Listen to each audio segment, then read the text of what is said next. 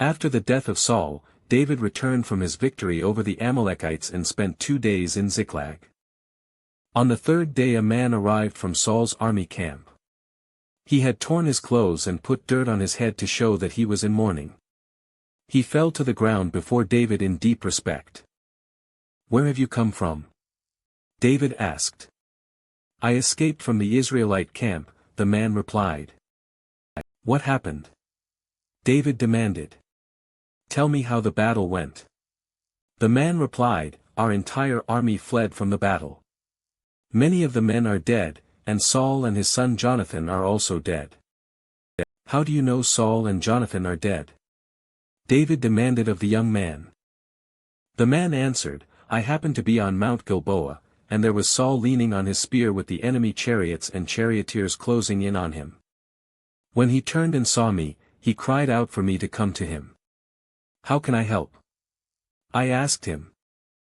He responded, 'Who are you?' 'I am an Amalekite,' I told him. Then he begged me, 'Come over here and put me out of my misery, for I am in terrible pain and want to die.' So I killed him," the Amalekite told David, "for I knew he couldn't live. Then I took his crown and his armband, and I have brought them here to you, my lord." David and his men tore their clothes in sorrow when they heard the news. They mourned and wept and fasted all day for Saul and his son Jonathan, and for the Lord's army and the nation of Israel, because they had died by the sword that day. Then David said to the young man who had brought the news, "Where are you from?" And he replied, "I am a foreigner, an Amalekite, who lives in your land. Why were you not afraid to kill the Lord's anointed one?" David asked. Then David said to one of his men, "Kill him." So the man thrust his sword into the Amalekite and killed him. "You have condemned yourself," David said, "for you yourself confessed that you killed the Lord's anointed one." Then David composed a funeral song for Saul and Jonathan. And he commanded that it be taught to the people of Judah. It is known as the Song of the Bow, and it is recorded in "Your pride and joy, O Israel, lies dead on the hills. Oh, how the mighty heroes have fallen. Don't announce the news in Gath, don't proclaim it in the streets of Ashkelon, or the daughters of the Philistines will rejoice and the pagans will laugh in triumph. O mountains of Gilboa, let there be no dew or rain upon you, nor fruitful fields producing offerings of grain. For there the shield of the mighty heroes was defiled, the shield of Saul will no longer be anointed with oil. The bow of Jonathan was powerful, and the sword of Saul did its mighty work. They shed the blood of their enemies and pierced the bodies of mighty heroes. How beloved and gracious were Saul and Jonathan. They were together in life and in death. They were swifter than eagles, stronger than lions. O women of Israel, weep for Saul, for he dressed you in luxurious scarlet clothing, in garments decorated with gold. Oh, how the mighty heroes have fallen in battle. Jonathan lies dead on the hills. How I weep for you, my brother Jonathan. Oh, how much I loved you. And your love for me was deep, deeper than the love of women. Oh, how the mighty heroes have fallen. Stripped of their weapons, they lie dead. After this, David asked the Lord, "Should I move back to one of the towns of Judah?" "Yes," the Lord replied. Then David asked, "Which town should I go to?" "To Hebron," the Lord answered. David's 2 wives were Ahinoam from Jezreel and Abigail, the widow of Nabal from Carmel. So David and his wives and his men and their families all moved to Judah, and they settled in the villages near Hebron. Then the men of Judah came to David and anointed him king over the people of Judah. When David heard that the men of Jabesh-Gilead had buried Saul, he sent them this message, "May the Lord bless you for being so loyal to your master Saul and giving him a decent burial. May the Lord be loyal to you in return and reward you with his unfailing love. And I, too, will reward you for what you have done. Now that Saul is dead, I ask you to be my strong and loyal subjects like the people of Judah, who have anointed me as their new king." But Abner son of Ner, the commander of Saul's army, had already gone to Mahanaim with Saul's son Ishbosheth. There he proclaimed Ishbosheth king over Gilead, Jezreel, Ephraim, Benjamin, the land of the Asherites, and all the rest of Israel. Ishbosheth, Saul's son, was 40 years old when he became king, and he ruled from Mahanaim for 2 years. Meanwhile, the people of Judah remained loyal to David. David made Hebron his capital, and he ruled as king of Judah for 7.5 years. One day Abner led Ishbosheth's troops from Mahanaim to Gibeon. About the same time, Joab son of Zeruiah led David's troops out and met them at the pool of Gibeon. The two groups sat down there, facing each other from opposite sides of the pool. Then Abner suggested to Joab, "Let's have a few of our warriors fight hand to hand here in front of us." "All right," Joab agreed. So 12 men were chosen to fight from each side, 12 men of Benjamin representing Ishbosheth son of Saul, and 12 representing David. Each one grabbed his opponent by the hair and thrust his sword into the other's side so that all of them died. So this place at Gibeon has been known ever since as the Field of Swords. A fierce battle followed that day, and Abner and the men of Israel were defeated by the forces of David. Joab, Abishai, and Asahel, the 3 sons of Zeruiah, were among David's forces that day. Asahel could run like a gazelle. And he began chasing Abner. He pursued him relentlessly, not stopping for anything. When Abner looked back and saw him coming, he called out, "Is that you, Asahel?" "Yes, it is," he replied. "Go fight someone else." Abner warned. "Take on one of the younger men, and strip him of his weapons." But Asahel kept right on chasing Abner. Again Abner shouted to him, "Get away from here. I don't want to kill you. How could I ever face your brother Joab again?" But Asahel refused to turn back, so Abner thrust the butt end of his spear through Asahel's stomach, and the spear came out through his back. He stumbled to the ground and died there. And everyone who came by that spot stopped and stood still when they saw Asahel lying there. When Joab and Abishai found out what had happened, they set out after Abner. The sun was just going down as they arrived at the hill of Ammah near Giah, along the road to the wilderness of Gibeon. Abner's troops from the tribe of Benjamin regrouped there at the top of the hill to take a stand. Abner shouted down to Joab, "Must we always be killing each other? Don't you realize that bitterness is the only result? When will you call off your men from chasing their Israelite brothers?" Then Joab said, "God only knows what would have happened if you hadn't spoken, for we would have chased you all night if necessary." So Joab blew the ram's horn, and his men stopped chasing the troops of Israel. All that night Abner and his men retreated through the Jordan Valley. They crossed the Jordan River, traveling all through the morning, and didn't stop until they arrived at Mahanaim. Meanwhile, Joab and his men also returned home. When Joab counted his casualties, he discovered that only 19 men were missing in addition to Asahel. But 360 of Abner's men had been killed, all from the tribe of Benjamin. Joab and his men took Asahel's body to Bethlehem and buried him there in his father's tomb. Then they traveled all night and reached Hebron at daybreak. That was the beginning of a long war between those who were loyal to Saul and those loyal to David. As time passed, David became stronger and stronger, while Saul's dynasty became weaker and weaker. These are the sons who were born to David in Hebron. The oldest was Amnon, whose mother was Ahinoam from Jezreel. The second was Daniel, whose mother was Abigail, the widow of Nabal from Carmel. The third was Absalom, whose mother was Maacah, the daughter of Talmai, king of Geshur. The fourth was Adonijah, whose mother was Haggith. The fifth was Shephatiah, whose mother was Abital. The sixth was Ithream, whose mother was Eglah, David's wife. These sons were all born to David in Hebron. As the war between the house of Saul and the house of David went on, Abner became a powerful leader among those loyal to Saul. One day Ishbosheth, Saul's son, accused Abner of sleeping with one of his father's concubines, a woman named Rizpah, daughter of Aiah. Abner was furious. "Am I some Judean dog to be kicked around like this?" he shouted.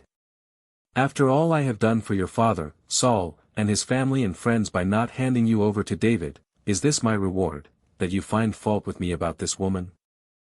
May God strike me and even kill me if I don't do everything I can to help David get what the Lord has promised him. I'm going to take Saul's kingdom and give it to David. I will establish the throne of David over Israel as well as Judah, all the way from Dan in the north to Beersheba in the south. Ishbosheth didn't dare say another word because he was afraid of what Abner might do. Then Abner sent messengers to David, saying, "Doesn't the entire land belong to you? Make a solemn pact with me, and I will help turn over all of Israel to you." "All right," David replied, "but I will not negotiate with you unless you bring back my wife Michal, Saul's daughter, when you come." David then sent this message to Ishbosheth, Saul's son, "Give me back my wife Michal, for I bought her with the lives of 100 Philistines." So Ishbosheth took Michal away from her husband, Palti son of Laish. Palti followed along behind her as far as Bahurim, weeping as he went. Then Abner told him, "Go back home." So Palti returned. Meanwhile, Abner had consulted with the elders of Israel. For some time now, he told them, "You have wanted to make David your king. Now is the time. For the Lord has said, I have chosen David to save my people Israel from the hands of the Philistines and from all their other enemies." Abner also spoke with the men of Benjamin. Then he went to Hebron to tell David that all the people of Israel and Benjamin had agreed to support him. When Abner and 20 of his men came to Hebron, David entertained them with a great feast. Then Abner said to David, "Let me go and call an assembly of all Israel to support my lord the king. They will make a covenant with you to make you their king, and you will rule over everything your heart desires." So David sent Abner safely on his way. But just after David had sent Abner away in safety, Joab and some of David's troops returned from a raid, bringing much plunder with them. When Joab arrived, he was told that Abner had just been there visiting the king and had been sent away in safety. Joab rushed to the king and demanded, "What have you done? What do you mean by letting Abner get away? You know perfectly well that he came to spy on you and find out everything you're doing." Joab then left David and sent messengers to catch up with Abner, asking him to return. They found him at the well of Sirah and brought him back, though David knew nothing about it. When Abner arrived back at Hebron, Joab took him aside at the gateway as if to speak with him privately. But then he stabbed Abner in the stomach and killed him in revenge for killing his brother Asahel. When David heard about it, he declared, "I vow by the Lord that I and my kingdom are forever innocent of this crime against Abner son of Ner. Joab and his family are the guilty ones. May the family of Joab be cursed in every generation with a man who has open sores or leprosy or who walks on crutches or dies by the sword or begs for food." So Joab and his brother Abishai killed Abner because Abner had killed their brother Asahel at the battle of Gibeon. Then David said to Joab and all those who were with him, "Tear your clothes and put on burlap. Mourn for Abner." And King David himself walked behind the procession to the grave. They buried Abner in Hebron, and the king and all the people wept at his graveside. Then the king sang this funeral song for Abner, "Should Abner have died as fools die? Your hands were not bound, your feet were not chained. No, you were murdered, the victim of a wicked plot." All the people wept again for Abner. David had refused to eat anything on the day of the funeral, and now everyone begged him to eat. But David had made a vow, saying, "May God strike me and even kill me if I eat anything before sundown." This pleased the people very much. In fact, everything the king did pleased them. So everyone in Judah and all Israel understood that David was not responsible for Abner's murder. Then King David said to his officials, "Don't you realize that a great commander has fallen today in Israel? And even though I am the anointed king, these two sons of Zeruiah, Joab and Abishai, are too strong for me to control. So may the Lord repay these evil men for their evil deeds." When Ishbosheth, Saul's son, heard about Abner's death at Hebron, he lost all courage, and all Israel became paralyzed with fear. Now there were two brothers, Baanah and Rechab, who were captains of Ishbosheth's raiding parties. They were sons of Rimmon, a member of the tribe of Benjamin who lived in Beeroth. The town of Beeroth is now part of Benjamin's territory. Because the original people of Beeroth fled to Gittaim, where they still live as foreigners. Saul's son Jonathan had a son named Mephibosheth, who was crippled as a child. He was 5 years old when the report came from Jezreel that Saul and Jonathan had been killed in battle. When the child's nurse heard the news, she picked him up and fled. But as she hurried away, she dropped him, and he became crippled. One day Rechab and Baanah, the sons of Rimmon from Beeroth, went to Ishbosheth's house around noon as he was taking his midday rest. The doorkeeper, who had been sifting wheat, became drowsy and fell asleep. So Rechab and Baanah slipped past her. They went into the house and found Ishbosheth sleeping on his bed. They struck and killed him and cut off his head. Then, taking his head with them, they fled across the Jordan Valley through the night. When they arrived at Hebron, they presented Ishbosheth's head to David. "Look," they exclaimed to the king. "Here is the head of Ishbosheth, the son of your enemy Saul who tried to kill you. Today the Lord has given my lord the king revenge on Saul and his entire family." But David said to Rechab and Baanah, "The Lord, who saves me from all my enemies, is my witness. Someone once told me, 'Saul is dead,' thinking he was bringing me good news. But I seized him and killed him at Ziklag. That's the reward I gave him for his news. How much more should I reward evil men who have killed an innocent man in his own house and on his own bed? Shouldn't I hold you responsible for his blood and rid the earth of you?" So David ordered his young men to kill them, and they did. They cut off their hands and feet and hung their bodies beside the pool in Hebron. Then they took Ishbosheth's head and buried it in Abner's tomb in Hebron. Then all the tribes of Israel went to David at Hebron and told him, "We are your own flesh and blood. In the past, when Saul was our king, you were the one who really led the forces of Israel. And the Lord told you, 'You will be the shepherd of my people Israel. You will be Israel's leader.'" So there at Hebron, King David made a covenant before the Lord with all the elders of Israel. And they anointed him king of Israel. David was 30 years old when he began to reign, and he reigned 40 years in all. He had reigned over Judah from Hebron for 7 years and 6 months, and from Jerusalem he reigned over all Israel and Judah for 33 years. David then led his men to Jerusalem to fight against the Jebusites, the original inhabitants of the land who were living there. The Jebusites taunted David, saying, "You'll never get in here. Even the blind and lame could keep you out." For the Jebusites thought they were safe. But David captured the fortress of Zion, which is now called the City of David. On the day of the attack, David said to his troops, "I hate those lame and blind Jebusites. Whoever attacks them should strike by going into the city through the water tunnel." That is the origin of the saying, "The blind and the lame may not enter the house." So David made the fortress his home, and he called it the City of David. He extended the city, starting at the supporting terraces and working inward.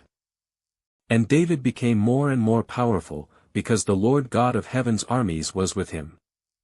Then King Hiram of Tyre sent messengers to David, along with cedar timber and carpenters and stonemasons, and they built David a palace. And David realized that the Lord had confirmed him as king over Israel and had blessed his kingdom for the sake of his people Israel.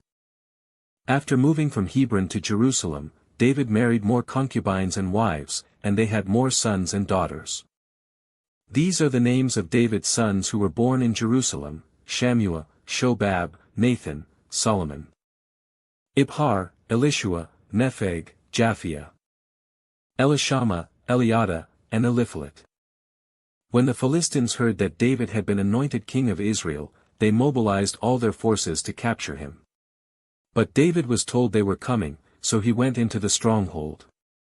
The Philistines arrived and spread out across the valley of Rephaim. So David asked the Lord, "Should I go out to fight the Philistines? Will you hand them over to me?" The Lord replied to David, "Yes, go ahead. I will certainly hand them over to you." So David went to Baal-perazim and defeated the Philistines there. The Lord did it. David exclaimed. He burst through my enemies like a raging flood. So he named that place Baal-perazim, which means, the Lord who bursts through. The Philistines had abandoned their idols there, so David and his men confiscated them. But after a while the Philistines returned and again spread out across the valley of Rephaim. And again David asked the Lord what to do.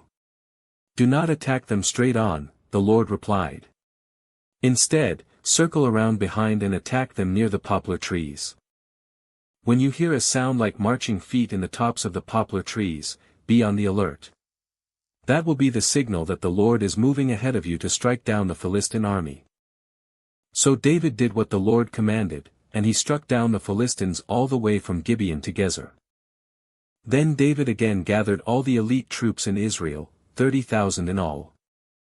He led them to Bala of Judah to bring back the Ark of God, which bears the name of the Lord of heaven's armies, who is enthroned between the cherubim. They placed the Ark of God on a new cart and brought it from Abinadab's house, which was on a hill. Uzzah and Ahio, Abinadab's sons, were guiding the cart. That carried the Ark of God. Ahio walked in front of the Ark. David and all the people of Israel were celebrating before the Lord, singing songs and playing all kinds of musical instruments, lyres, harps, tambourines, castanets, and cymbals. But when they arrived at the threshing floor of Nacon, the oxen stumbled, and Uzzah reached out his hand and steadied the Ark of God. Then the Lord's anger was aroused against Uzzah, and God struck him dead because of this. So Uzzah died right there beside the Ark of God. David was angry because the Lord's anger had burst out against Uzzah. He named that place Perez Uzzah, which means, to burst out against Uzzah, as it is still called today. David was now afraid of the Lord, and he asked, how can I ever bring the Ark of the Lord back into my care? So David decided not to move the Ark of the Lord into the city of David. Instead, he took it to the house of Obed-Edom of Gath. The Ark of the Lord remained there in Obed-Edom's house for 3 months, and the Lord blessed Obed-Edom and his entire household. Then King David was told, the Lord has blessed Obed-Edom's household and everything he has because of the Ark of God. So David went there and brought the Ark of God from the house of Obed-Edom to the city of David with a great celebration. After the men who were carrying the Ark of the Lord had gone 6 steps, David sacrificed a bull and a fattened calf. And David danced before the Lord with all his might, wearing a priestly garment. So David and all the people of Israel brought up the Ark of the Lord with shouts of joy and the blowing of ram's horns. But as the Ark of the Lord entered the city of David, Michal, the daughter of Saul, looked down from her window. When she saw King David leaping and dancing before the Lord, she was filled with contempt for him. They brought the Ark of the Lord and set it in its place inside the special tent David had prepared for it. And David sacrificed burnt offerings and peace offerings to the Lord. When he had finished his sacrifices, David blessed the people in the name of the Lord of heaven's armies. Then he gave to every Israelite man and woman in the crowd a loaf of bread, a cake of dates, and a cake of raisins. Then all the people returned to their homes. When David returned home to bless his own family, Michal, the daughter of Saul, came out to meet him. She said in disgust, how distinguished the king of Israel looked today, shamelessly exposing himself to the servant girls like any vulgar person might do. David retorted to Michal, I was dancing before the Lord, who chose me above your father and all his family. He appointed me as the leader of Israel, the people of the Lord, so I celebrate before the Lord. Yes, and I am willing to look even more foolish than this, even to be humiliated in my own eyes. But those servant girls you mentioned will indeed think I am distinguished. So Michal, the daughter of Saul, remained childless throughout her entire life. When King David was settled in his palace and the Lord had given him rest from all the surrounding enemies, the king summoned Nathan the prophet. Look, David said, I am living in a beautiful cedar palace, but the Ark of God is out there in a tent. Nathan replied to the king, Go ahead and do whatever you have in mind, for the Lord is with you. But that same night the Lord said to Nathan, Go and tell my servant David, this is what the Lord has declared, Are you the one to build a house for me to live in? I have never lived in a house, from the day I brought the Israelites out of Egypt until this very day. I have always moved from one place to another with a tent and a tabernacle as my dwelling. Yet no matter where I have gone with the Israelites, I have never once complained to Israel's tribal leaders, the shepherds of my people Israel. I have never asked them, why haven't you built me a beautiful cedar house?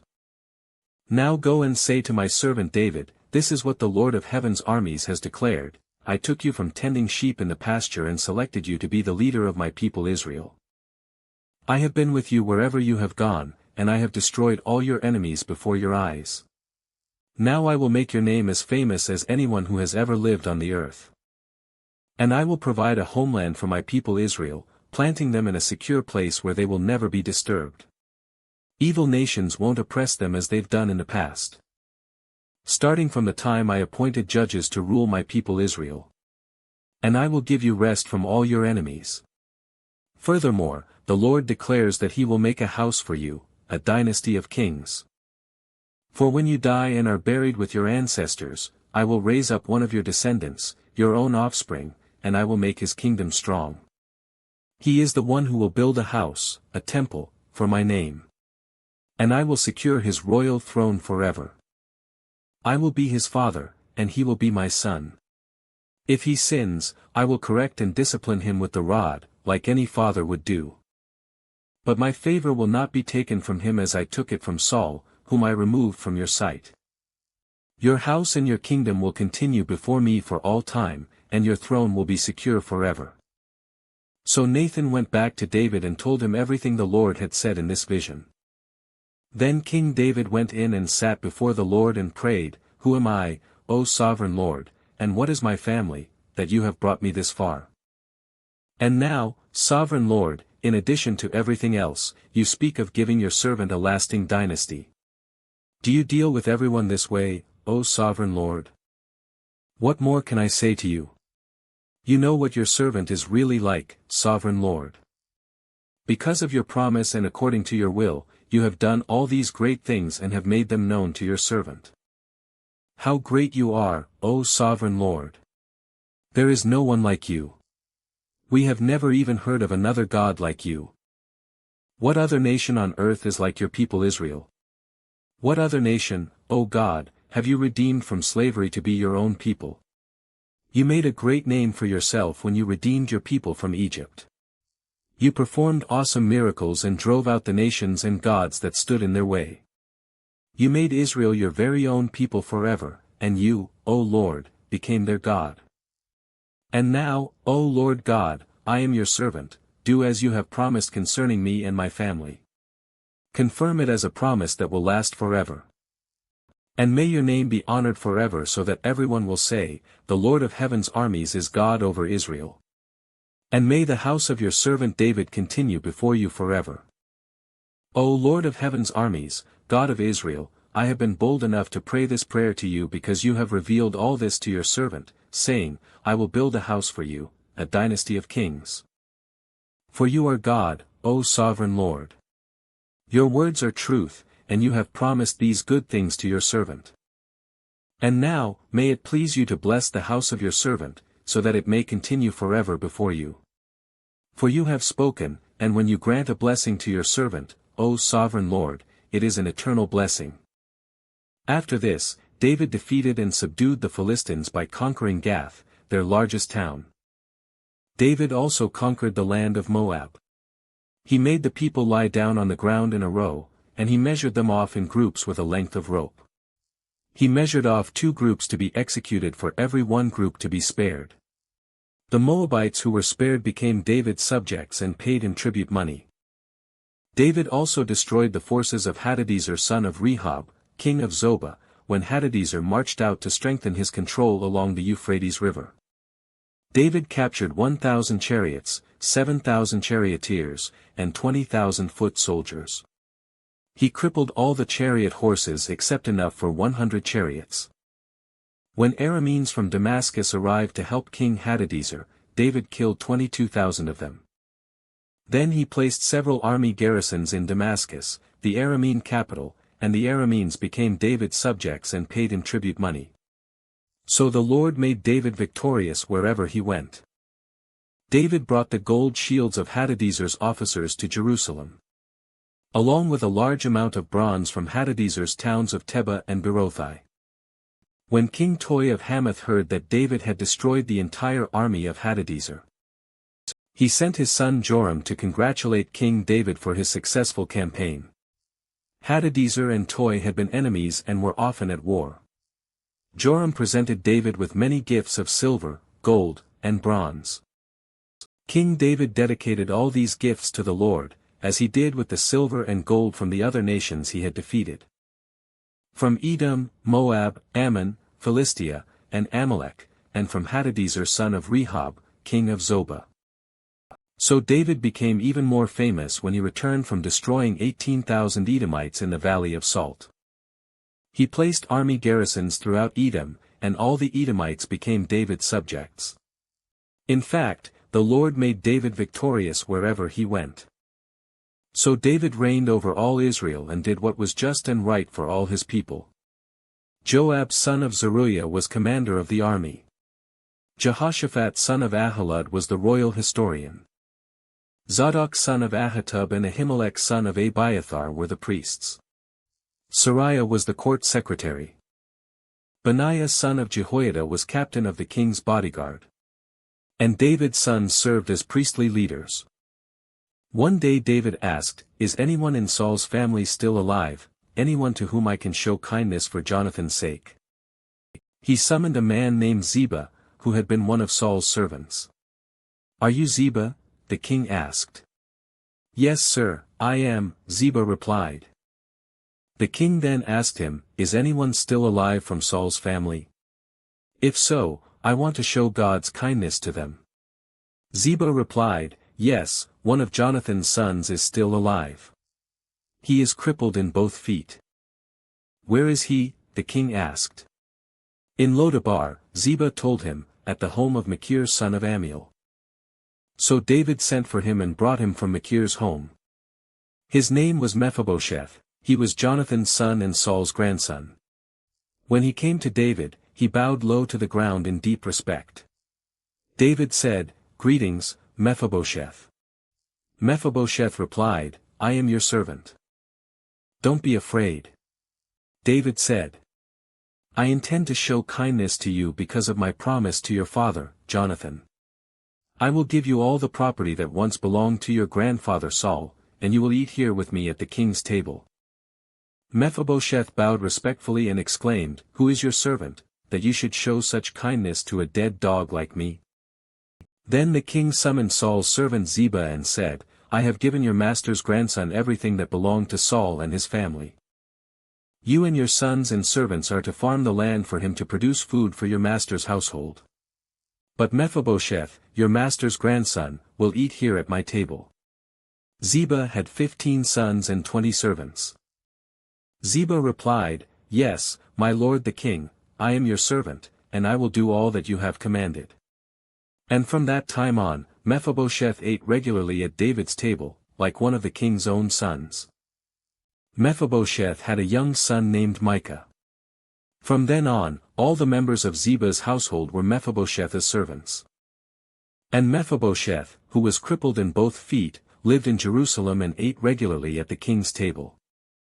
Some time after this, King Nahash of the Ammonites died, and his son Hanan became king. David said, "I am going to show loyalty to Hanan just as his father, Nahash, was always loyal to me." So David sent ambassadors to express sympathy to Hanan about his father's death. But when David's ambassadors arrived in the land of Ammon, the Ammonite commander said to Hanan, their master, "Do you really think these men are coming here to honor your father? No. David has sent them to spy out the city so they can come in and conquer it." So Hanan seized David's ambassadors and shaved off half of each man's beard, cut off their robes at the buttocks, and sent them back to David in shame. When David heard what had happened, he sent messengers to tell the men, "Stay at Jericho until your beards grow out, and then come back." For they felt deep shame because of their appearance. When the people of Ammon realized how seriously they had angered David, they sent and hired 20,000 Aramean foot soldiers from the lands of Beth-rehob and Zobah, 1,000 from the king of Maacah, and 12,000 from the land of Tob. When David heard about this, he sent Joab and all his warriors to fight them. The Ammonite troops came out and drew up their battle lines at the entrance of the city gate, while the Arameans from Zobah and Rehob and the men from Tob and Maacah positioned themselves to fight in the open fields. When Joab saw that he would have to fight on both the front and the rear, he chose some of Israel's elite troops and placed them under his personal command to fight the Arameans in the fields. He left the rest of the army under the command of his brother Abishai, who was to attack the Ammonites. "If the Arameans are too strong for me, then come over and help me," Joab told his brother. "And if the Ammonites are too strong for you, I will come and help you. Be courageous. Let us fight bravely for our people and the cities of our God. May the Lord's will be done." When Joab and his troops attacked, the Arameans began to run away. And when the Ammonites saw the Arameans running, they ran from Abishai and retreated into the city. After the battle was over, Joab returned to Jerusalem. The Arameans now realized that they were no match for Israel. So when they regrouped, they were joined by additional Aramean troops summoned by Hadadezer from the other side of the Euphrates River. These troops arrived at Helam under the command of Shobach, the commander of Hadadezer's forces. When David heard what was happening, he mobilized all Israel, crossed the Jordan River, and led the army to Helam. The Arameans positioned themselves in battle formation and fought against David. But again the Arameans fled from the Israelites. This time David's forces killed 700 charioteers and 40,000 foot soldiers, including Shobach, the commander of their army. When all the kings allied with Hadadezer saw that they had been defeated by Israel, they surrendered to Israel and became their subjects. After that, the Arameans were afraid to help the Ammonites. In the spring of the year, when kings normally go out to war, David sent Joab and the Israelite army to fight the Ammonites. They destroyed the Ammonite army and laid siege to the city of Rabbah. However, David stayed behind in Jerusalem. Late one afternoon, after his midday rest, David got out of bed and was walking on the roof of the palace. As he looked out over the city, he noticed a woman of unusual beauty taking a bath. He sent someone to find out who she was, and he was told, "She is Bathsheba, the daughter of Eliam and the wife of Uriah the Hittite." Then David sent messengers to get her, and when she came to the palace, he slept with her. She had just completed the purification rites after having her menstrual period. Then she returned home. Later, when Bathsheba discovered that she was pregnant, she sent David a message, saying, "I'm pregnant." Then David sent word to Joab, "Send me Uriah the Hittite." So Joab sent him to David. When Uriah arrived, David asked him how Joab and the army were getting along and how the war was progressing. Then he told Uriah, "Go on home and relax." David even sent a gift to Uriah after he had left the palace. But Uriah didn't go home. He slept that night at the palace entrance with the king's palace guard. When David heard that Uriah had not gone home, he summoned him and asked, "What's the matter? Why didn't you go home last night after being away for so long?" Uriah replied, "The ark and the armies of Israel and Judah are living in tents, and Joab and my master's men are camping in the open fields. How could I go home to wine and dine and sleep with my wife? I swear that I would never do such a thing." "Well, stay here today," David told him, "and tomorrow you may return to the army." So Uriah stayed in Jerusalem that day and the next. Then David invited him to dinner and got him drunk. But even then he couldn't get Uriah to go home to his wife. Again he slept at the palace entrance with the king's palace guard. So the next morning David wrote a letter to Joab and gave it to Uriah to deliver. The letter instructed Joab, "Station Uriah on the front lines where the battle is fiercest. Then pull back so that he will be killed." So Joab assigned Uriah to a spot close to the city wall where he knew the enemy's strongest men were fighting. And when the enemy soldiers came out of the city to fight, Uriah the Hittite was killed along with several other Israelite soldiers. Then Joab sent a battle report to David. He told his messenger, "Report all the news of the battle to the king." But he might get angry and ask, why did the troops go so close to the city? Didn't they know there would be shooting from the walls? Wasn't Abimelech son of Gideon killed at Thebez by a woman who threw a millstone down on him from the wall? Why would you get so close to the wall? Then tell him, Uriah the Hittite was killed, too. So the messenger went to Jerusalem and gave a complete report to David. The enemy came out against us in the open fields, he said. And as we chased them back to the city gate, the archers on the wall shot arrows at us. Some of the king's men were killed, including Uriah the Hittite. Well, tell Joab not to be discouraged, David said. The sword devours this one today and that one tomorrow. Fight harder next time, and conquer the city. When Uriah's wife heard that her husband was dead, she mourned for him. When the period of mourning was over, David sent for her and brought her to the palace, and she became one of his wives. Then she gave birth to a son. But the Lord was displeased with what David had done. So the Lord sent Nathan the prophet to tell David this story. There were 2 men in a certain town. One was rich, and one was poor. The rich man owned a great many sheep and cattle. The poor man owned nothing but one little lamb he had bought. He raised that little lamb, and it grew up with his children. It ate from the man's own plate and drank from his cup. He cuddled it in his arms like a baby daughter. One day a guest arrived at the home of the rich man. But instead of killing an animal from his own flock or herd, he took the poor man's lamb and killed it and prepared it for his guest. David was furious. As surely as the Lord lives, he vowed, any man who would do such a thing deserves to die. He must repay 4 lambs to the poor man for the one he stole and for having no pity. Then Nathan said to David, You are that man. The Lord, the God of Israel, says, I anointed you king of Israel and saved you from the power of Saul. I gave you your master's house and his wives and the kingdoms of Israel and Judah. And if that had not been enough, I would have given you much, much more. Why, then, have you despised the word of the Lord and done this horrible deed? For you have murdered Uriah the Hittite with the sword of the Ammonites and stolen his wife. From this time on, your family will live by the sword because you have despised me by taking Uriah's wife to be your own. This is what the Lord says, because of what you have done, I will cause your own household to rebel against you. I will give your wives to another man before your very eyes, and he will go to bed with them in public view. You did it secretly, but I will make this happen to you openly in the sight of all Israel. Then David confessed to Nathan, I have sinned against the Lord. Nathan replied, Yes, but the Lord has forgiven you, and you won't die for this sin. Nevertheless, because you have shown utter contempt for the word of the Lord by doing this, your child will die.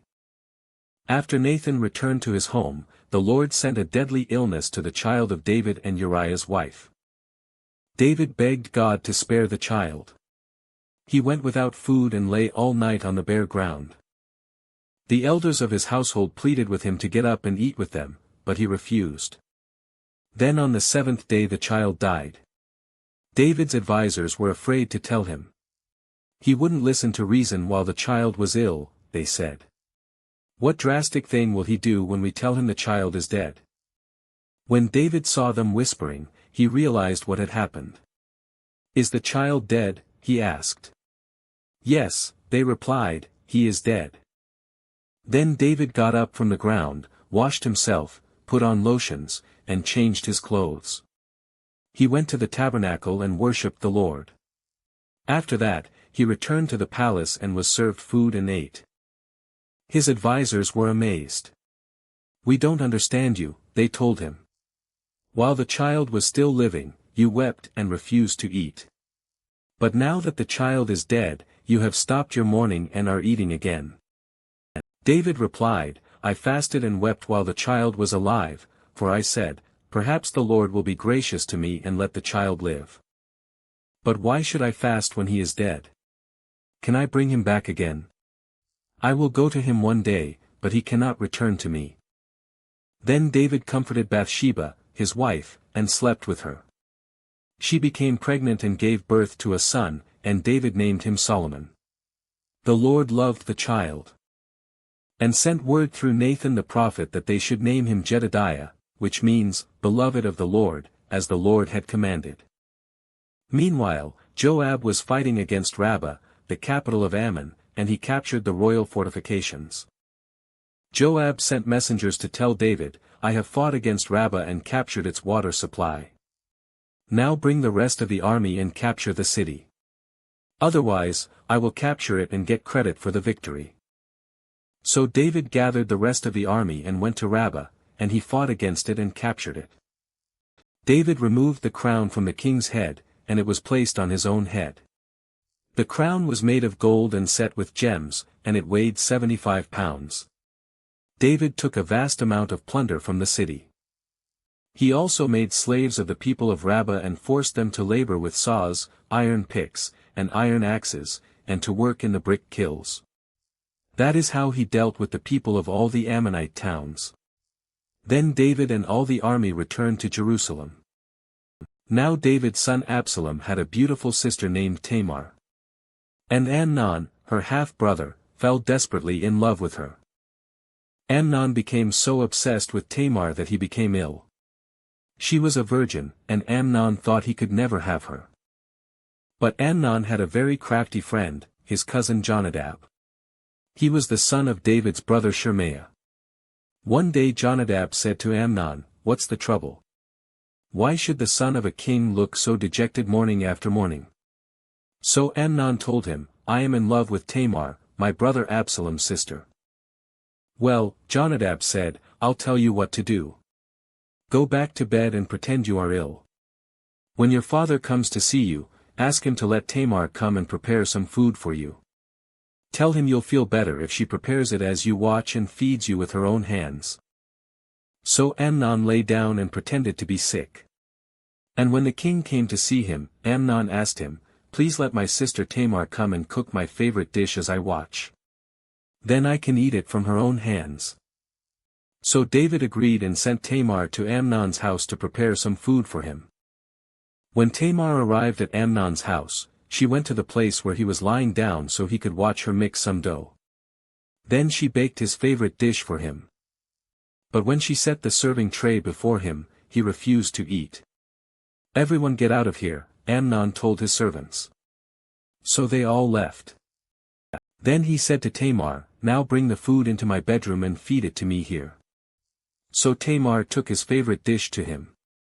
But as she was feeding him, he grabbed her and demanded, Come to bed with me, my darling sister. No, my brother, she cried. Don't be foolish. Don't do this to me. Such wicked things aren't done in Israel. Where could I go in my shame? And you would be called one of the greatest fools in Israel. Please, just speak to the king about it, and he will let you marry me. But Amnon wouldn't listen to her, and since he was stronger than she was, he raped her. Then suddenly Amnon's love turned to hate, and he hated her even more than he had loved her. Get out of here, he snarled at her. No, no. Tamar cried. Sending me away now is worse than what you've already done to me. But Amnon wouldn't listen to her. He shouted for his servant and demanded, Throw this woman out, and lock the door behind her. So the servant put her out and locked the door behind her. She was wearing a long, beautiful robe, as was the custom in those days for the king's virgin daughters. But now Tamar tore her robe and put ashes on her head. And then, with her face in her hands, she went away crying. Her brother Absalom saw her and asked, Is it true that Amnon has been with you? Well, my sister, keep quiet for now, since he's your brother. Don't you worry about it. So Tamar lived as a desolate woman in her brother Absalom's house. When King David heard what had happened, he was very angry. And though Absalom never spoke to Amnon about this, he hated Amnon deeply because of what he had done to his sister. 2 years later, when Absalom's sheep were being sheared at Baalhazor near Ephraim, Absalom invited all the king's sons to come to a feast. He went to the king and said, My sheep shearers are now at work. Would the king and his servants please come to celebrate the occasion with me? The king replied, No, my son. If we all came, we would be too much of a burden on you. Absalom pressed him, but the king would not come, though he gave Absalom his blessing. Well, then, Absalom said, if you can't come, how about sending my brother Amnon with us? Why Amnon? The king asked. But Absalom kept on pressing the king until he finally agreed to let all his sons attend, including Amnon. So Absalom prepared a feast fit for a king. Absalom told his men, wait until Amnon gets drunk, then at my signal, kill him. Don't be afraid. I'm the one who has given the command. Take courage and do it. So at Absalom's signal they murdered Amnon. Then the other sons of the king jumped on their mules and fled. As they were on the way back to Jerusalem, this report reached David, Absalom has killed all the king's sons, not one is left alive. The king got up, tore his robe, and threw himself on the ground. His advisers also tore their clothes in horror and sorrow. But just then Jonadab, the son of David's brother Shemaiah, arrived and said, No, don't believe that all the king's sons have been killed. It was only Amnon. Absalom has been plotting this ever since Amnon raped his sister Tamar. No, my lord the king, your sons aren't all dead. It was only Amnon. Meanwhile Absalom escaped. Then the watchman on the Jerusalem wall saw a great crowd coming down the hill on the road from the west. He ran to tell the king, I see a crowd of people coming from the Horonaim road along the side of the hill. Look! Jonadab told the king. There they are now. The king's sons are coming, just as I said. They soon arrived, weeping and sobbing, and the king and all his servants wept bitterly with them. And David mourned many days for his son Amnon. Absalom fled to his grandfather, Talmai son of Ammihud, the king of Geshur. He stayed there in Geshur for 3 years. And King David, now reconciled to Amnon's death, longed to be reunited with his son Absalom. Joab realized how much the king longed to see Absalom. So he sent for a woman from Tekoa who had a reputation for great wisdom. He said to her, Pretend you are in mourning, wear mourning clothes and don't put on lotions. Act like a woman who has been mourning for the dead for a long time. Then go to the king and tell him the story I am about to tell you. Then Joab told her what to say. When the woman from Tekoa approached the king, she bowed with her face to the ground in deep respect and cried out, O king! Help me! What's the trouble? The king asked. Alas, I am a widow, she replied. My husband is dead. My 2 sons had a fight out in the field. And since no one was there to stop it, one of them was killed. Now the rest of the family is demanding, let us have your son. We will execute him for murdering his brother. He doesn't deserve to inherit his family's property. They want to extinguish the only coal I have left, and my husband's name and family will disappear from the face of the earth. Leave it to me, the king told her. Go home, and I'll see to it that no one touches him. Oh, thank you, my lord the king, the woman from Tekoa replied. If you are criticized for helping me, let the blame fall on me and on my father's house, and let the king and his throne be innocent. If anyone objects, the king said, bring him to me. I can assure you he will never harm you again. Then she said, please swear to me by the Lord your God that you won't let anyone take vengeance against my son. I want no more bloodshed. As surely as the Lord lives, he replied, not a hair on your son's head will be disturbed. Please allow me to ask one more thing of my lord the king, she said. Go ahead and speak, he responded. She replied, why don't you do as much for the people of God as you have promised to do for me? You have convicted yourself in making this decision, because you have refused to bring home your own banished son. All of us must die eventually. Our lives are like water spilled out on the ground, which cannot be gathered up again. But God does not just sweep life away, instead, he devises ways to bring us back when we have been separated from him. I have come to plead with my lord the king because people have threatened me. I said to myself, perhaps the king will listen to me. And rescue us from those who would cut us off from the inheritance God has given us. Yes, my lord the king will give us peace of mind again.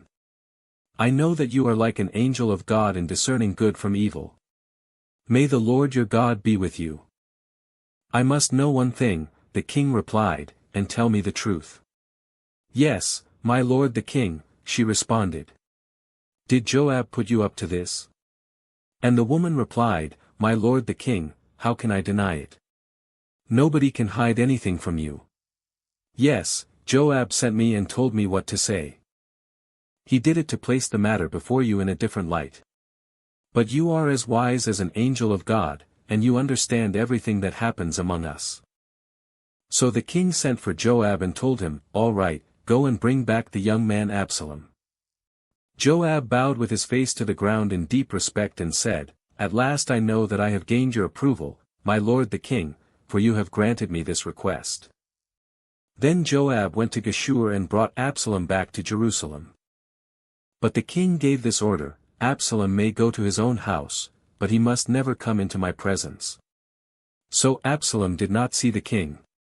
Now Absalom was praised as the most handsome man in all Israel. He was flawless from head to foot. He cut his hair only once a year, and then only because it was so heavy. When he weighed it out, it came to 5 pounds. He had 3 sons and 1 daughter. His daughter's name was Tamar, and she was very beautiful.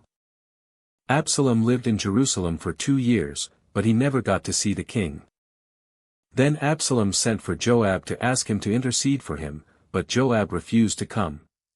Absalom sent for him a second time, but again Joab refused to come. So Absalom said to his servants, Go and set fire to Joab's barley field, the field next to mine. So they set his field on fire, as Absalom had commanded. Then Joab came to Absalom at his house and demanded, Why did your servants set my field on fire? And Absalom replied, Because I wanted you to ask the king why he brought me back from Geshur if he didn't intend to see me. I might as well have stayed there. Let me see the king, if he finds me guilty of anything, then let him kill me. So Joab told the king what Absalom had said. Then at last David summoned Absalom, who came and bowed low before the king, and the king kissed him. After this, Absalom bought a chariot and horses, and he hired 50 bodyguards to run ahead of him. He got up early every morning and went out to the gate of the city.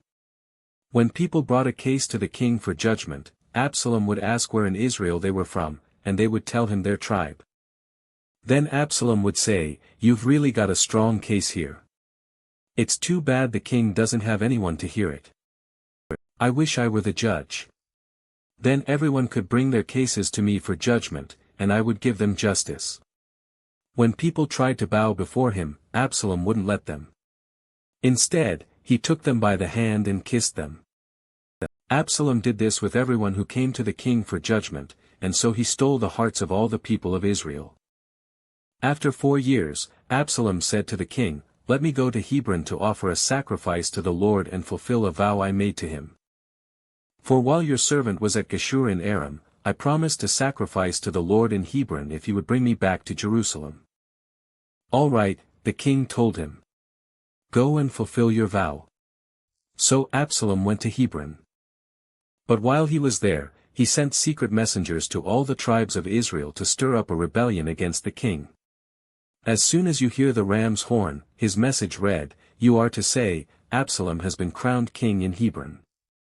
He took 200 men from Jerusalem with him as guests, but they knew nothing of his intentions. While Absalom was offering the sacrifices, he sent for Ahithophel, one of David's counselors who lived in Giloh. Soon many others also joined Absalom, and the conspiracy gained momentum. A messenger soon arrived in Jerusalem to tell David, All Israel has joined Absalom in a conspiracy against you. Then we must flee at once, or it will be too late. David urged his men. Hurry! If we get out of the city before Absalom arrives, both we and the city of Jerusalem will be spared from disaster. We are with you, his advisers replied. Do what you think is best. So the king and all his household set out at once. He left no one behind except 10 of his concubines to look after the palace. The king and all his people set out on foot, pausing at the last house, to let all the king's men move past to lead the way. There were 600 men from Gath who had come with David, along with the king's bodyguard. Then the king turned and said to Ittai, a leader of the men from Gath, "Why are you coming with us? Go on back to King Absalom, for you are a guest in Israel, a foreigner in exile. You arrived only recently, and should I force you today to wander with us? I don't even know where we will go. Go on back and take your kinsman with you, and may the Lord show you his unfailing love and faithfulness." But Ittai said to the king, "I vow by the Lord and by your own life that I will go wherever my lord the king goes, no matter what happens, whether it means life or death." David replied, "All right, come with us." So Ittai and all his men and their families went along. Everyone cried loudly as the king and his followers passed by. They crossed the Kidron Valley and then went out toward the wilderness. Zadok and all the Levites also came along, carrying the Ark of the Covenant of God. They set down the Ark of God, and Abiathar offered sacrifices until everyone had passed out of the city. Then the king instructed Zadok to take the Ark of God back into the city. "If the Lord sees fit," David said, "he will bring me back to see the Ark and the tabernacle again. But if he is through with me, then let him do what seems best to him." The king also told Zadok the priest, "Look, here is my plan. You and Abiathar should return quietly to the city with your son Ahimaaz and Abiathar's son Jonathan. I will stop at the shallows of the Jordan River and wait there for a report from you." So Zadok and Abiathar took the Ark of God back to the city and stayed there. David walked up the road to the Mount of Olives, weeping as he went. His head was covered and his feet were bare as a sign of mourning. And the people who were with him covered their heads and wept as they climbed the hill. When someone told David that his advisor Ahithophel was now backing Absalom, David prayed, "O Lord, let Ahithophel give Absalom foolish advice." When David reached the summit of the Mount of Olives where people worshipped God, Hushai the Archite was waiting there for him. Hushai had torn his clothing and put dirt on his head as a sign of mourning. But David told him, "If you go with me, you will only be a burden. Return to Jerusalem and tell Absalom, I will now be your advisor, O king, just as I was your father's advisor in the past. Then you can frustrate and counter Ahithophel's advice. Zadok and Abiathar, the priests, will be there. Tell them about the plans being made in the king's palace. And they will send their sons Ahimaaz and Jonathan to tell me what is going on." So David's friend Hushai returned to Jerusalem, getting there just as Absalom arrived. When David had gone a little beyond the summit of the Mount of Olives, Ziba, the servant of Mephibosheth, was waiting there for him. He had 2 donkeys loaded with 200 loaves of bread, 100 clusters of raisins, 100 bunches of summer fruit, and a wineskin full of wine. "What are these for?" the king asked Ziba. Ziba replied, "The donkeys are for the king's people to ride on, and the bread and summer fruit are for the young men to eat. The wine is for those who become exhausted in the wilderness." "And where is Mephibosheth, Saul's grandson?" the king asked him. "He stayed in Jerusalem," Ziba replied. "He said, 'Today I will get back the kingdom of my grandfather Saul.'" "In that case," the king told Ziba, "I give you everything Mephibosheth owns." "I bow before you," Ziba replied. "May I always be pleasing to you, my lord the king." As King David came to Bahurim, a man came out of the village cursing them. It was Shimei son of Gera, from the same clan as Saul's family. He threw stones at the king and the king's officers and all the mighty warriors who surrounded him. "Get out of here, you murderer, you scoundrel," he shouted at David. "The Lord is paying you back for all the bloodshed in Saul's clan. You stole his throne, and now the Lord has given it to your son Absalom. At last you will taste some of your own medicine, for you are a murderer. Why should this dead dog curse my lord the king?" Abishai son of Zeruiah demanded. "Let me go over and cut off his head." "No," the king said. "Who asked your opinion, you sons of Zeruiah? If the Lord has told him to curse me, who are you to stop him? Then David said to Abishai and to all his servants, My own son is trying to kill me. Doesn't this relative of Saul have even more reason to do so? Leave him alone and let him curse, for the Lord has told him to do it. And perhaps the Lord will see that I am being wronged and will bless me because of these curses today. So David and his men continued down the road, and Shimei kept pace with them on a nearby hillside, cursing and throwing stones and dirt at David. The king and all who were with him grew weary along the way, so they rested when they reached the Jordan River. Meanwhile, Absalom and all the army of Israel arrived at Jerusalem, accompanied by Ahithophel. When David's friend Hushai the Archite arrived, he went immediately to see Absalom. Long live the king, he exclaimed. Long live the king. Is this the way you treat your friend David? Absalom asked him. Why aren't you with him? I'm here because I belong to the man who is chosen by the Lord and by all the men of Israel, Hushai replied. And anyway, why shouldn't I serve you? Just as I was your father's advisor, now I will be your advisor. Then Absalom turned to Ahithophel and asked him, What should I do next? Ahithophel told him, Go and sleep with your father's concubines, for he has left them here to look after the palace. Then all Israel will know that you have insulted your father beyond hope of reconciliation, and they will throw their support to you. So they set up a tent on the palace roof where everyone could see it, and Absalom went in and had sex with his father's concubines. Absalom followed Ahithophel's advice, just as David had done. For every word Ahithophel spoke seemed as wise as though it had come directly from the mouth of God. Now Ahithophel urged Absalom, Let me choose 12,000 men to start out after David tonight. I will catch up with him while he is weary and discouraged. He and his troops will panic, and everyone will run away. Then I will kill only the king. And I will bring all the people back to you as a bride returns to her husband. After all, it is only one man's life that you seek. Then you will be at peace with all the people. This plan seemed good to Absalom and to all the elders of Israel. But then Absalom said, Bring in Hushai the Archite. Let's see what he thinks about this. When Hushai arrived, Absalom told him what Ahithophel had said. Then he asked, What is your opinion? Should we follow Ahithophel's advice? If not, what do you suggest? Well, Hushai replied to Absalom, This time Ahithophel has made a mistake. You know your father and his men, they are mighty warriors. Right now they are as enraged as a mother bear who has been robbed of her cubs. And remember that your father is an experienced man of war. He won't be spending the night among the troops. He has probably already hidden in some pit or cave. And when he comes out and attacks and a few of your men fall, there will be panic among your troops, and the word will spread that Absalom's men are being slaughtered. Then even the bravest soldiers, though they have the heart of a lion, will be paralyzed with fear. For all Israel knows what a mighty warrior your father is and how courageous his men are. I recommend that you mobilize the entire army of Israel, bringing them from as far away as Dan in the north and Beersheba in the south. That way you will have an army as numerous as the sand on the seashore. And I advise that you personally lead the troops. When we find David, we'll fall on him like dew that falls on the ground. Then neither he nor any of his men will be left alive.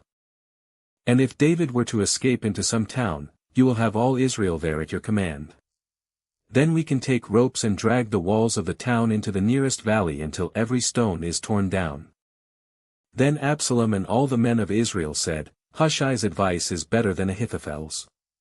For the Lord had determined to defeat the counsel of Ahithophel, which really was the better plan, so that he could bring disaster on Absalom. Hushai told Zadok and Abiathar, the priests, what Ahithophel had said to Absalom and the elders of Israel and what he himself had advised instead. Quick, he told them. Find David and urge him not to stay at the shallows of the Jordan River tonight. He must go across at once into the wilderness beyond. Otherwise he will die and his entire army with him. Jonathan and Ahimaaz had been staying at En-Rogel so as not to be seen entering and leaving the city. Arrangements had been made for a servant girl to bring them the message they were to take to King David. But a boy spotted them at En-Rogel, and he told Absalom about it. So they quickly escaped to Bahurim, where a man hid them down inside a well in his courtyard. The man's wife put a cloth over the top of the well and scattered grain on it to dry in the sun, so no one suspected they were there. When Absalom's men arrived, they asked her, "Have you seen Ahimaaz and Jonathan?" The woman replied, "They were here, but they crossed over the brook." Absalom's men looked for them without success and returned to Jerusalem. Then the two men crawled out of the well and hurried on to King David. "Quick," they told him, "cross the Jordan tonight." And they told him how Ahithophel had advised that he be captured and killed. So David and all the people with him went across the Jordan River during the night, and they were all on the other bank before dawn. When Ahithophel realized that his advice had not been followed, he saddled his donkey, went to his hometown, set his affairs in order, and hanged himself. He died there and was buried in the family tomb. David soon arrived at Mahanaim. By now, Absalom had mobilized the entire army of Israel and was leading his troops across the Jordan River. Absalom had appointed Amasa as commander of his army, replacing Joab, who had been commander under David. Amasa was Joab's cousin. His father was Jether, an Ishmaelite. His mother, Abigail daughter of Naash, was the sister of Joab's mother, Zeruiah. Absalom and the Israelite army set up camp in the land of Gilead. When David arrived at Mahanaim, he was warmly greeted by Shobi son of Naash, who came from Rabbah of the Ammonites, and by Machir son of Ammiel from Lodebar, and by Barzillai of Gilead from Rogelim. They brought sleeping mats, cooking pots, serving bowls, wheat and barley, flour and roasted grain, beans, lentils, honey, butter, sheep, goats, and cheese for David and those who were with him. For they said, "You must all be very hungry and tired and thirsty after your long march through the wilderness." David now mustered the men who were with him and appointed generals and captains to lead them. He sent the troops out in 3 groups, placing one group under Joab, one under Joab's brother Abishai son of Zeruiah, and one under Ittai, the man from Gath. The king told his troops, "I am going out with you." But his men objected strongly. "You must not go," they urged. "If we have to turn and run, and even if half of us die, it will make no difference to Absalom's troops, they will be looking only for you. You are worth 10,000 of us, and it is better that you stay here in the town and send help if we need it." "If you think that's the best plan, I'll do it," the king answered.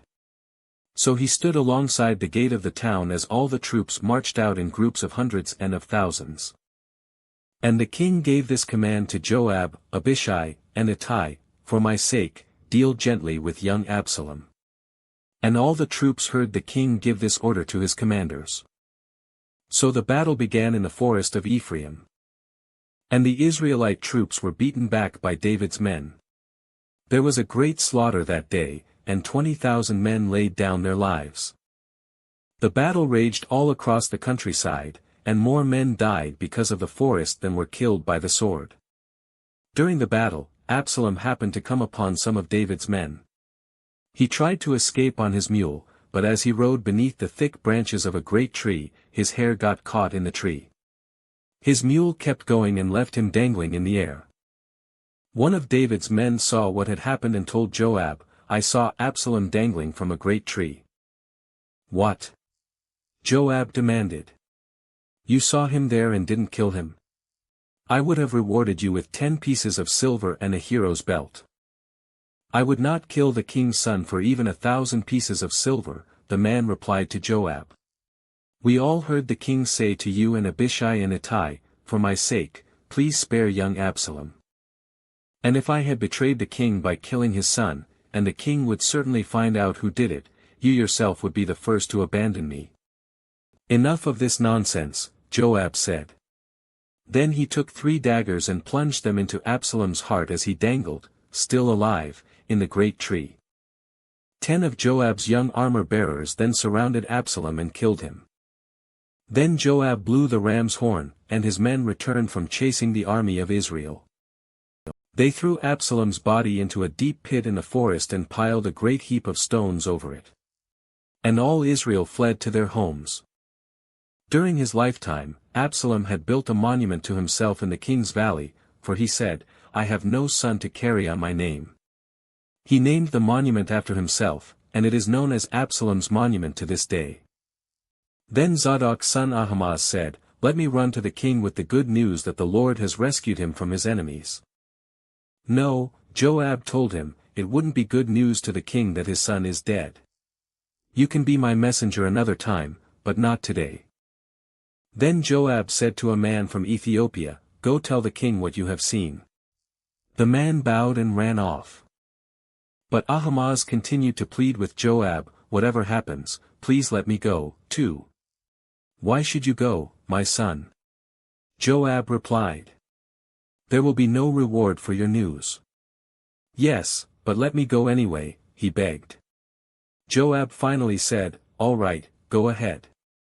So Ahimaaz took the less demanding route by way of the plain and ran to Mahanaim ahead of the Ethiopian. While David was sitting between the inner and outer gates of the town, the watchman climbed to the roof of the gateway by the wall. As he looked, he saw a lone man running toward them. He shouted the news down to David, and the king replied, If he is alone, he has news. As the messenger came closer, the watchman saw another man running toward them. He shouted down, Here comes another one. The king replied, He also will have news. The first man runs like Ahimaaz son of Zadok, the watchman said.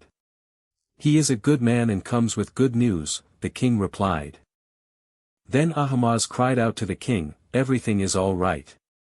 He bowed before the king with his face to the ground and said, Praise to the Lord your God, who has handed over the rebels who dared to stand against my lord the king. What about young Absalom? The king demanded. Is he all right? Ahimaaz replied, When Joab told me to come, there was a lot of commotion. But I didn't know what was happening. Wait here, the king told him. So Ahimaaz stepped aside. Then the man from Ethiopia arrived and said, I have good news for my lord the king. Today the Lord has rescued you from all those who rebelled against you. What about young Absalom? The king demanded. Is he all right? And the Ethiopian replied, May all of your enemies, my lord the king, both now and in the future, share the fate of that young man. The king was overcome with emotion. He went up to the room over the gateway and burst into tears. And as he went, he cried, Oh my son Absalom! My son Absalom! If only I had died instead of you! Oh Absalom, my son, my son! Word soon reached Joab that the king was weeping and mourning for Absalom. As all the people heard of the king's deep grief for his son, the joy of that day's victory was turned into deep sadness. They crept back into the town that day as though they were ashamed and had deserted in battle. The king covered his face with his hands and kept on crying, Oh my son Absalom! Oh Absalom, my son, my son! Then Joab went to the king's room and said to him, We saved your life today and the lives of your sons, your daughters, and your wives and concubines. Yet you act like this, making us feel ashamed of ourselves. You seem to love those who hate you and hate those who love you. You have made it clear today that your commanders and troops mean nothing to you. It seems that if Absalom had lived and all of us had died, you would be pleased. Now go out there and congratulate your troops, for I swear by the Lord that if you don't go out, not a single one of them will remain here tonight. Then you will be worse off than ever before. So the king went out and took his seat at the town gate, and as the news spread throughout the town that he was there, everyone went to him. Meanwhile, the Israelites who had supported Absalom fled to their homes. And throughout all the tribes of Israel there was much discussion and argument going on. The people were saying, The king rescued us from our enemies and saved us from the Philistines, but Absalom chased him out of the country. Now Absalom, whom we anointed to rule over us, is dead. Why not ask David to come back and be our king again? Then King David sent Zadok and Abiathar, the priests, to say to the elders of Judah, why are you the last ones to welcome back the king into his palace? For I have heard that all Israel is ready. You are my relatives, my own tribe, my own flesh and blood. So why are you the last ones to welcome back the king? And David told them to tell Amasa, since you are my own flesh and blood, like Joab, may God strike me and even kill me if I do not appoint you as commander of my army in his place. Then Amasa convinced all the men of Judah, and they responded unanimously. They sent word to the king, "Return to us, and bring back all who are with you." So the king started back to Jerusalem. And when he arrived at the Jordan River, the people of Judah came to Gilgal to meet him and escort him across the river. Shimei son of Gera, the man from Bahurim in Benjamin, hurried across with the men of Judah to welcome King David. 1,000 other men from the tribe of Benjamin were with him, including Ziba, the chief servant of the house of Saul, and Ziba's 15 sons and 20 servants. They rushed down to the Jordan to meet the king. They crossed the shallows of the Jordan to bring the king's household across the river, helping him in every way they could. As the king was about to cross the river, Shimei fell down before him. "My lord the king, please forgive me," he pleaded. "Forget the terrible thing your servant did when you left Jerusalem. May the king put it out of his mind. I know how much I sinned. That is why I have come here today, the very first person in all Israel to greet my lord the king." Then Abishai son of Zeruiah said, "Shimei should die, for he cursed the Lord's anointed king." "Who asked your opinion, you sons of Zeruiah?" David exclaimed. "Why have you become my adversary today? This is not a day for execution, for today I am once again the king of Israel." Then, turning to Shimei, David vowed, "Your life will be spared." Now Mephibosheth, Saul's grandson, came down from Jerusalem to meet the king. He had not cared for his feet, trimmed his beard, or washed his clothes since the day the king left Jerusalem. "Why didn't you come with me, Mephibosheth?" the king asked him. Mephibosheth replied, "My lord the king, my servant Ziba deceived me. I told him, 'Saddle my donkey so I can go with the king.' For as you know I am crippled. Ziba has slandered me by saying that I refuse to come. But I know that my lord the king is like an angel of God, so do what you think is best. All my relatives and I could expect only death from you, my lord, but instead you have honored me by allowing me to eat at your own table. What more can I ask?" "You've said enough," David replied. "I've decided that you and Ziba will divide your land equally between you." "Give him all of it," Mephibosheth said. "I am content just to have you safely back again, my lord the king." Barzillai of Gilead had come down from Rogelim to escort the king across the Jordan. He was very old, 80 years of age, and very wealthy. He was the one who had provided food for the king during his stay in Mahanaim. "Come across with me and live in Jerusalem," the king said to Barzillai. "I will take care of you there." "No," he replied, "I am far too old to go with the king to Jerusalem. I am 80 years old today, and I can no longer enjoy anything. Food and wine are no longer tasty, and I cannot hear the singers as they sing. I would only be a burden to my lord the king. Just to go across the Jordan River with the king is all the honor I need. Then let me return again to die in my own town, where my father and mother are buried. But here is your servant, my son Kimham. Let him go with my lord the king and receive whatever you want to give him." "Good," the king agreed. "Kimham will go with me, and I will help him in any way you would like. And I will do for you anything you want." So all the people crossed the Jordan with the king. After David had blessed Barzillai and kissed him, Barzillai returned to his own home. The king then crossed over to Gilgal, taking Kimham with him. All the troops of Judah and half the troops of Israel escorted the king on his way. But all the men of Israel complained to the king, "The men of Judah stole the king and didn't give us the honor of helping take you, your household, and all your men across the Jordan." The men of Judah replied, "The king is one of our own kinsmen. Why should this make you angry? We haven't eaten any of the king's food or received any special favors."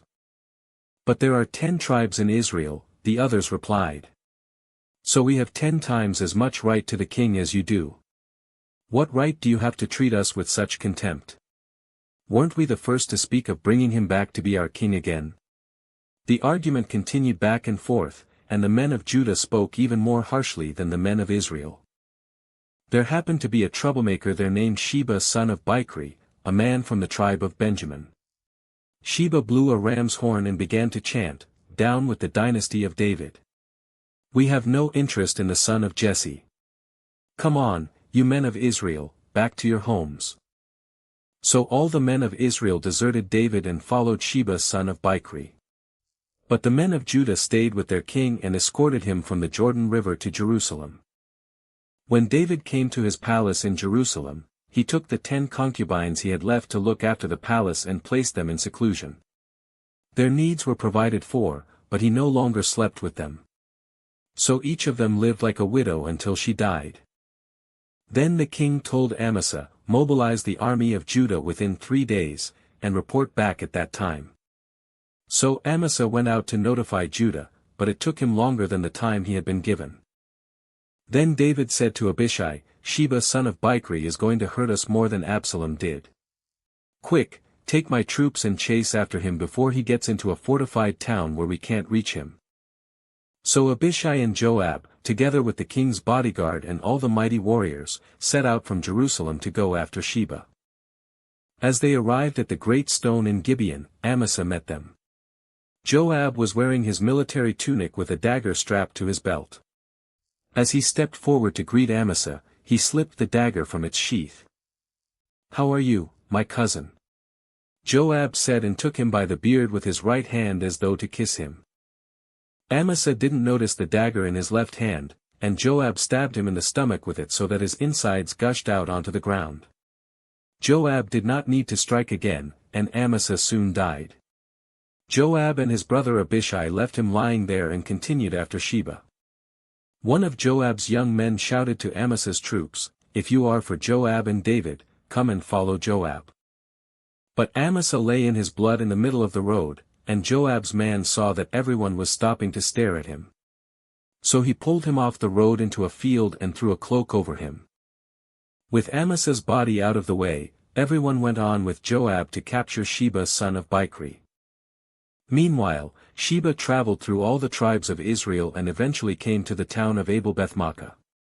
All the members of his own clan, the Bichrites, assembled for battle and followed him into the town. When Joab's forces arrived, they attacked Abel-Beth-maachah. They built a siege ramp against the town's fortifications and began battering down the wall. But a wise woman in the town called out to Joab, "Listen to me, Joab. Come over here so I can talk to you." As he approached, the woman asked, "Are you Joab?" "I am," he replied. So she said, "Listen carefully to your servant." "I'm listening," he said. Then she continued, "There used to be a saying, if you want to settle an argument, ask advice at the town of Abel. I am one who is peace-loving and faithful in Israel. But you are destroying an important town in Israel. Why do you want to devour what belongs to the Lord?" And Joab replied, "Believe me, I don't want to devour or destroy your town. That's not my purpose. All I want is a man named Sheba son of Bichri from the hill country of Ephraim, who has revolted against King David. If you hand over this one man to me, I will leave the town in peace." "All right," the woman replied, "we will throw his head over the wall to you."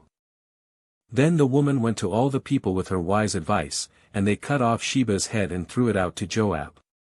So he blew the ram's horn and called his troops back from the attack. They all returned to their homes, and Joab returned to the king at Jerusalem. Now Joab was the commander of the army of Israel. Benaiah son of Jehoiada was captain of the king's bodyguard. Adoniram was in charge of forced labor. Jehoshaphat son of Ahilud was the royal historian. Shiva was the court secretary. Zadok and Abiathar were the priests. And Ira, a descendant of Jair, was David's personal priest. There was a famine during David's reign that lasted for 3 years, so David asked the Lord about it.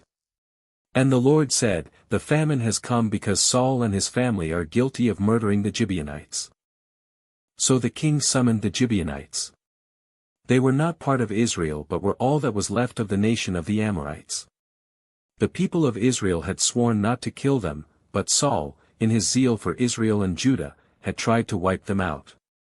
David asked them, What can I do for you? How can I make amends so that you will bless the Lord's people again? Well, money can't settle this matter between us and the family of Saul, the Gibeonites replied. Neither can we demand the life of anyone in Israel. What can I do then? David asked. Just tell me and I will do it for you. Then they replied, It was Saul who planned to destroy us, to keep us from having any place at all in the territory of Israel. So let 7 of Saul's sons be handed over to us, and we will execute them before the Lord at Gibeon, on the mountain of the Lord. All right, the king said, I will do it.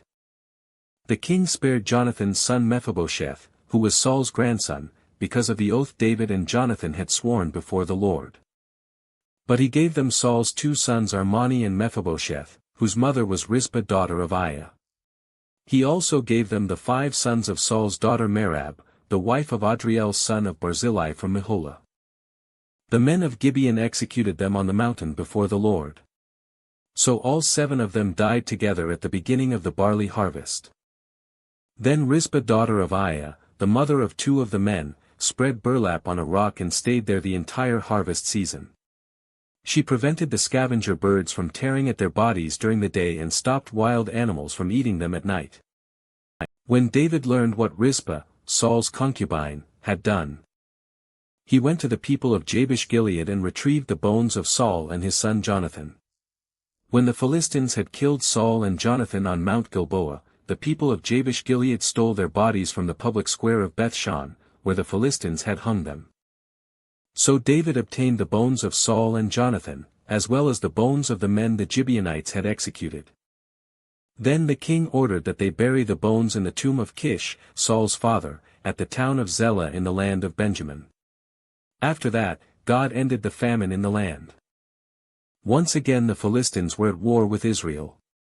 And when David and his men were in the thick of battle, David became weak and exhausted. Ishbi-benob was a descendant of the giants, his bronze spearhead weighed more than 7 pounds, and he was armed with a new sword. He had cornered David and was about to kill him. But Abishai son of Zeruiah came to David's rescue and killed the Philistine. Then David's men declared, You are not going out to battle with us again. Why risk snuffing out the light of Israel? After this, there was another battle against the Philistines at Gob. As they fought, Sibbecai from Hushah killed Saph, another descendant of the giants. During another battle at Gob, Elhanan son of Jair from Bethlehem killed the brother of Goliath of Gath. The handle of his spear was as thick as a weaver's beam. In another battle with the Philistines at Gath, they encountered a huge man with 6 fingers on each hand and 6 toes on each foot, 24 in all, who was also a descendant of the giants. But when he defied and taunted Israel, he was killed by Jonathan, the son of David's brother Shemaiah. These 4 Philistines were descendants of the giants of Gath, but David and his warriors killed them. David sang this song to the Lord on the day the Lord rescued him from all his enemies and from Saul. He sang, The Lord is my rock, my fortress, and my Savior. My God is my rock, in whom I find protection. He is my shield, the power that saves me, and my place of safety. He is my refuge, my Savior, the one who saves me from violence. I called on the Lord, who is worthy of praise, and he saved me from my enemies. The waves of death overwhelmed me, floods of destruction swept over me. The grave wrapped its ropes around me, death laid a trap in my path. But in my distress I cried out to the Lord, yes, I cried to my God for help. He heard me from his sanctuary, my cry reached his ears. Then the earth quaked and trembled. The foundations of the heavens shook, they quaked because of his anger. Smoke poured from his nostrils, fierce flames leaped from his mouth. Glowing coals blazed forth from him. He opened the heavens and came down, dark storm clouds were beneath his feet. Mounted on a mighty angelic being, he flew, soaring on the wings of the wind. He shrouded himself in darkness, veiling his approach with dense rain clouds. A great brightness shone around him, and burning coals blazed forth. The Lord thundered from heaven, the voice of the Most High resounded. He shot arrows and scattered his enemies, his lightning flashed, and they were confused. Then at the command of the Lord, at the blast of his breath, the bottom of the sea could be seen, and the foundations of the earth were laid bare.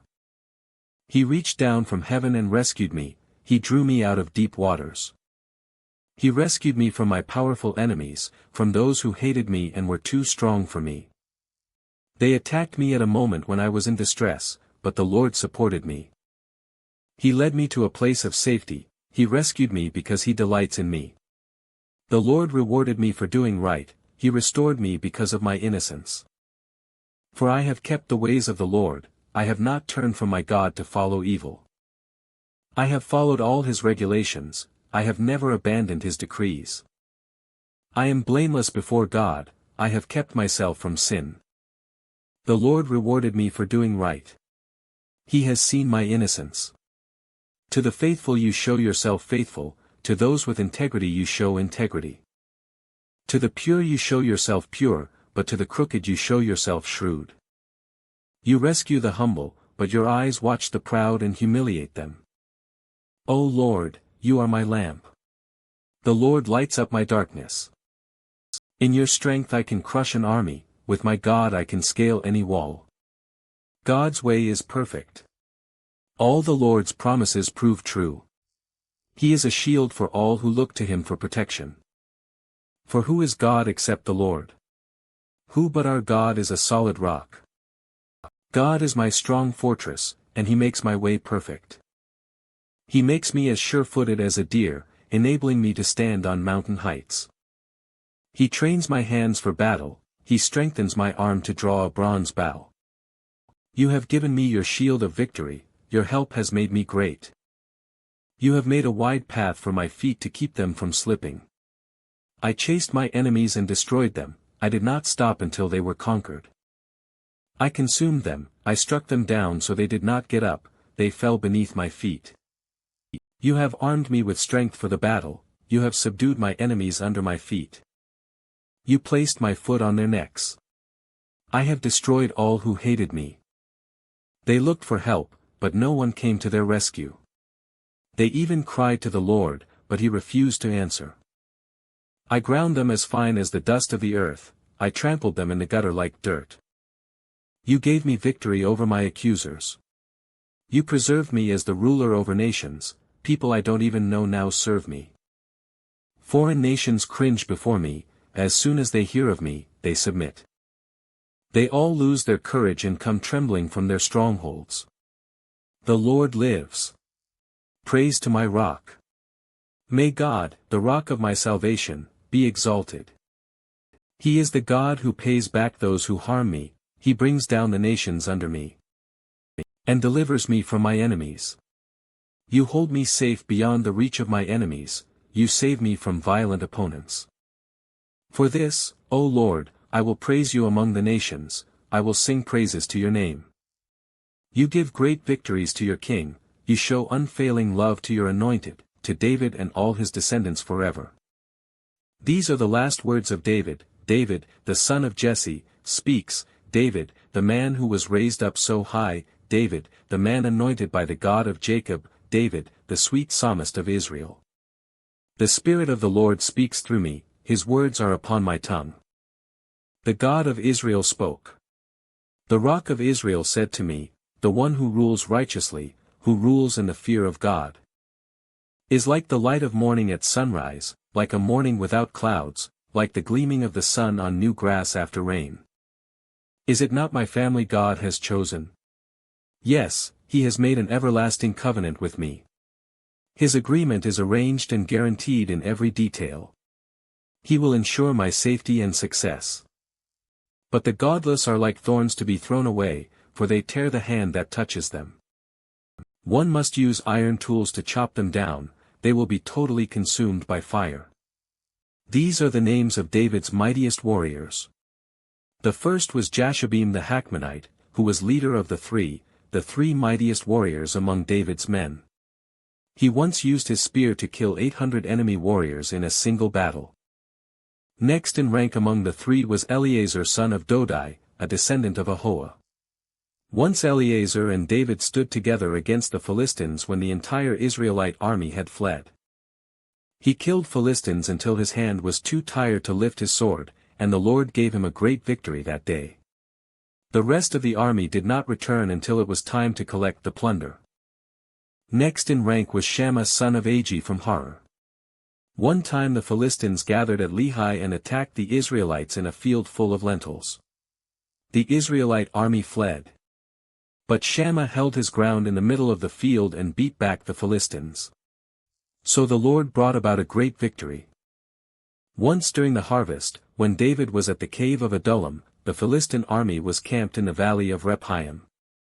The three, who were among the 30, an elite group among David's fighting men, went down to meet him there. David was staying in the stronghold at the time, and a Philistine detachment had occupied the town of Bethlehem. David remarked longingly to his men, "Oh, how I would love some of that good water from the well by the gate in Bethlehem." So the three broke through the Philistine lines, drew some water from the well by the gate in Bethlehem, and brought it back to David. But he refused to drink it. Instead, he poured it out as an offering to the Lord.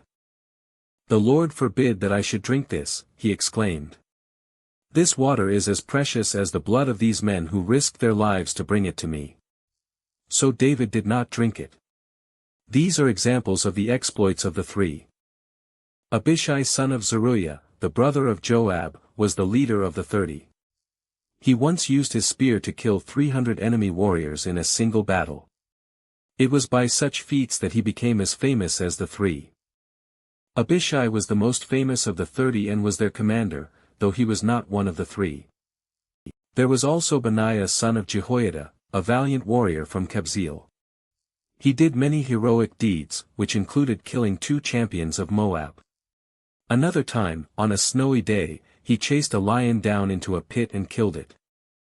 Once, armed only with a club, he killed an imposing Egyptian warrior who was armed with a spear.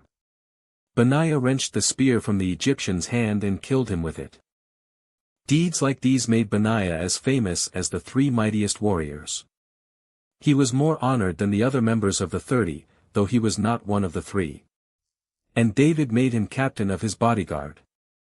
Other members of the 30 included Asahel, Joab's brother, Elhanan son of Dodo from Bethlehem, Shammah from Herod, Elika from Herod, Helez from Pelon, Ira son of Ikesh from Tekoa, Abiezer from Anathoth, Sibbecai from Husha, Zalman from Ahoah, Maharai from Netopha, Heled son of Baanah from Netopha, Ithai son of Ribai from Gibeah, in the land of Benjamin, Benaiah from Pirathon, Hurai from Nahaligash, Abialban from Araba, Asmaveth from Bahurim, Eliabah from Shalban, the sons of Jashan, Jonathan, son of Shaji from Harar, Ahiam son of Sharar from Harar, Eliphalet son of Ahasbai from Makkah, Eliam son of Ahithophel from Gilo, Hezro from Carmel, Parai from Arba, Igal son of Nathan from Zobah, Bani from Gad,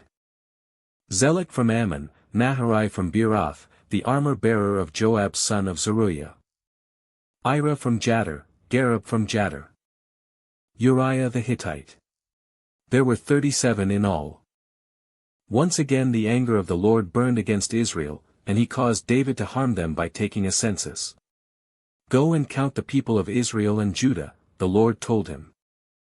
So the king said to Joab and the commanders of the army, "Take a census of all the tribes of Israel, from Dan in the north to Beersheba in the south, so I may know how many people there are." But Joab replied to the king, "May the Lord your God let you live to see 100 times as many people as there are now."